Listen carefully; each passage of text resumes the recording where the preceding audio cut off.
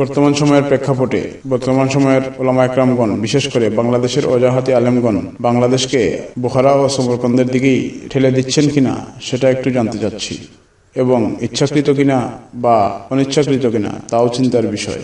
আসুন জানি বুখারা ও সমরকন্দের তৎকালীন সময়ের করুণ অবস্থার কথা। নিউজ আপডেটসের পক্ষ থেকে আপনাদের সবাইকে স্বাগত জানাচ্ছি। জগৎ বিখ্যাত আলেম হযরত মাওলানা সৈয়দ আবুল হাসান আলী নদভী রহমতুল্লাহি আলাইহি একবার ওলামা একরামের মজমায় বলেছিলেন, আপনারা যদি সাধারণ মানুষের সাথে না মিশেন, তাদের মনের ভাষা ও মেজাজ না বুঝে কথা বলেন, তাহলে একদিন এতটাই দূরত্ব তৈরি হবে যে আলেম ও আওয়ামদের মাঝে তাদেরকে আলেমদের ভাষা বোঝাতে দোভাষীর প্রয়োজন হতে পারে। আপনারা যদিও তখন ভাববেন সাধারণ মানুষ আপনাদের বয়ান বুঝছে, কিন্তু বাস্তবে তারা দোভাষীর উপর নির্ভর করে চলবে। তারা আপনাদের বয়ানের যে তর্জমা জনগণের সামনে পেশ করবেন, জনগণ সেটাই গ্রহণ করবে। ইতিহাস দেখুন, সমরকন্দ বুখারাতে তাই হয়েছিল। একটা সময় জনগণ আলেমদের কথাকে আর গ্রহণ করেনি। লেনিনের নেতৃত্বে রাশিয়ায় যখন কমিউনিস্টরা ক্ষমতায় আসে, সে সময় বুখারা ইসলামী শিক্ষা ব্যবস্থাপনার প্রাণকেন্দ্র ছিল। সারা বিশ্ব থেকে ছাত্ররা সেখানে দ্বীনি শিক্ষা গ্রহণের জন্য যেত। বুখারার কেন্দ্রীয় মাদ্রাসা এত বিশাল ছিল যে একমাত্র সহিহ বুখারীর দরাস নিতে একসাথে 4000 ছাত্র বসত। কমিউনিস্টরা ক্ষমতায় গিয়ে এশিয়ার মুসলিম দেশগুলোর দিকে নজর দেয়। তারা সামরিক হামলা করে একের পর এক ভূখণ্ড দখল করে নেয়। এক পর্যায়ে তারা অবরোধ করে বুখারার কেন্দ্রীয় মাদ্রাসা চত্বরে হাঁটু সমান রক্ত জমে গিয়েছিল।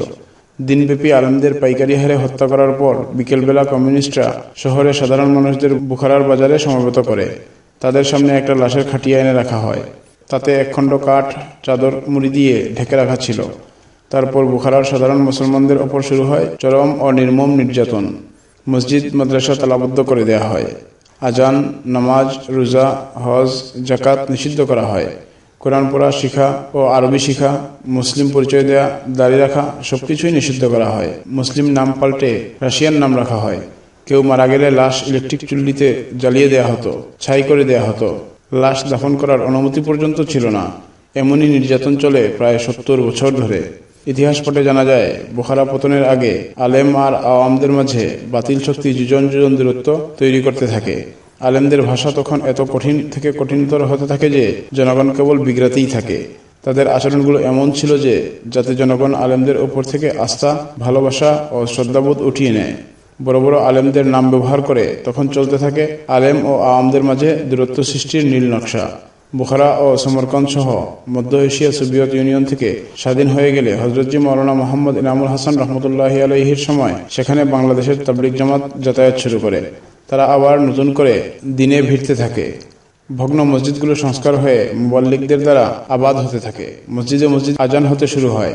নতুন করে বাচ্চাদের মাদ্রাসা শুরু হয়। এগুলো দাওয়াত ও তাবলিগের মেহনতের বদৌলতই হয়েছিল, যা তৎকালীন সময়ে দিল্লি নিজামুদ্দিনের অনুসরণেই হয়েছিল। প্রিয় দর্শক, আমরা চাচ্ছি না বাংলাদেশ এরকম কোনো রাস্তায় আগাক এবং সেই পরিস্থিতি যেন আমাদেরকে দেখতে না হয়। কিন্তু বুদ্ধিমানের জন্য তো পিছনে ঘটনা থেকে শিক্ষা নেওয়া খুবই গুরুত্বপূর্ণ।